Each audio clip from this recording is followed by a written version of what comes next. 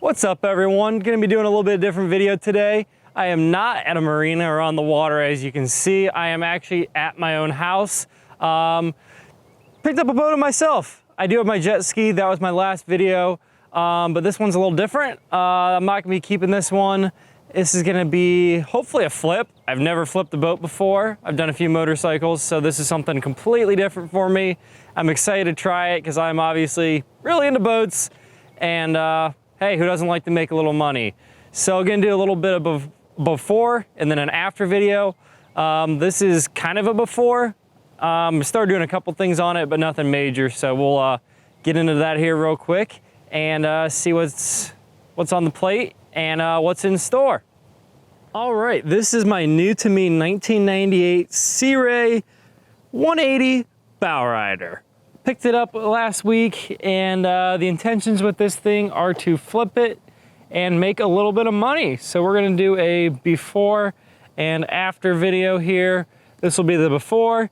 Coming in, hopefully the pretty near future, will be the after. As most people know, despite me being down here in the south, the boating season for the casual boater still kind of ends around that Labor Day weekend mark. So as they say, gotta strike it while the iron is hot, and the iron in this case is the market, and it has been hot this summer, so we want to get this thing listed and make some money. I'm gonna start off at the very tip of the trailer where we got stuff to do with this actually, and then kind of work our way back as we go. First things first is this wire. What is this wiring here? Like, look at this. I don't know what's going on. Miraculously, the wiring, despite its rather decrepit state, the lights actually work somehow, so that's impressive. We're gonna come around here. The next order of business that we already took care of actually is this strap here. There was a really janky rope there on the hand winch before. It didn't have a hook on it like that, so that was absolutely horrendous trying to deal with that the first time taking the boat out. Next order of business is right there.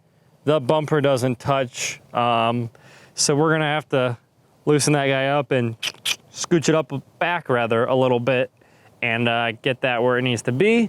And before we move on down, this is pretty obvious. This is a work in progress.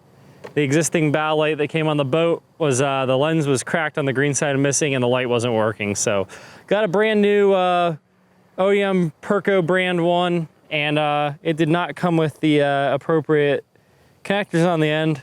They're a marine grade one, so we didn't want to just throw any old janky connectors or just like heat shrink it on there, because I like to keep the water out of electronics, you know. So we're waiting on those connectors to come. We'll get that buttoned up. The next order of business also right here at the front. There's a lot going on here. There's just 23 Georgia registration stickers still good. There's some really janky Georgia registration numbers going on there that are like mailbox numbers. Those are ugly, they look horrible, they're falling apart. And then there's all these old registrations. Oh, and look at that. There's actually a South Carolina registration too. So we're gonna figure out what the heck's going on there and what I need to do with that. And we are gonna get all of that stripped right down off. So that looks horrible. Get both sides, get new numbers, make it look good.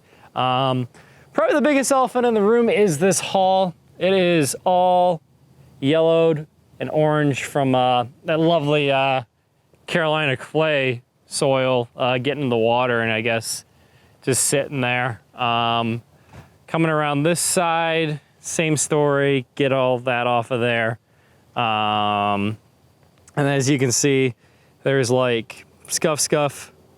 Kind of hard to see scuff there as well though. That all needs to come off. That looks like crap. So we're gonna buff it, polish it, and wax this thing up. Hopefully get her looking like $1 million. Coming around here, just kind of a cool little point. Nothing that needs attention actually, despite the fact that this thing from here is fish finder from 1994. It's older than me, actually.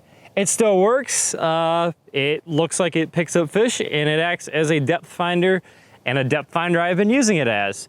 Let's see, not much else to say here. Trailer tires, they're round, they black, they roll. Yeah. The bearings don't sound like they're about to explode or anything. Can't even hear them at all, so that's good. We like that. Those aluminum steps there, pretty pretty nice actually. I hate the wood ones that rot out and crap, and the carpet that just gets all gross on those. Glad this doesn't have it. Before we hop up in the boat, just a couple more orders of business. Some of these snap points, snap buttons, whatever the heck you want to call them, missing. They've been moved. They've been moved. They've been moved. Same story on the other side of the boat. So we'll get that buttoned up, no pun intended. A few more missing on the back. There's a strap there. There's a strap there. Those are to keep the thing from the sun pad from flipping up too far and coming back at you actually. So we'll get those fixed back up and functioning. The outdrive hanging out there. It's a Alpha 1 version 2. Not much to say about it. It works as it should. The boat goes forward, it goes backward, it turns, it does all that. The tube that goes actually up under there-ish for the speedometer, or I guess that sends the pressure coming through to the little sender unit and then to the speedometer rather. That hose was not connected to its barbs, so I got that hooked back up, and that should be the remedy for the speedometer that was not working on this thing. Again, coming down this side, just missing more of the snap points for the covers. The covers are actually in pretty darn good shape, so that was a nice surprise. The interior is also in pretty darn good shape also. Supposedly, this was a one-owner boat up until 2019, when the second owner I bought it off of got it. The only real wear on the vinyl is actually just kind of along the back edge here, and the worst of it being there. So yeah, I guess I'm supposedly the third owner of this boat, and the interior definitely reflects the statement that the guy told me, that it was kept indoors for the majority of its life.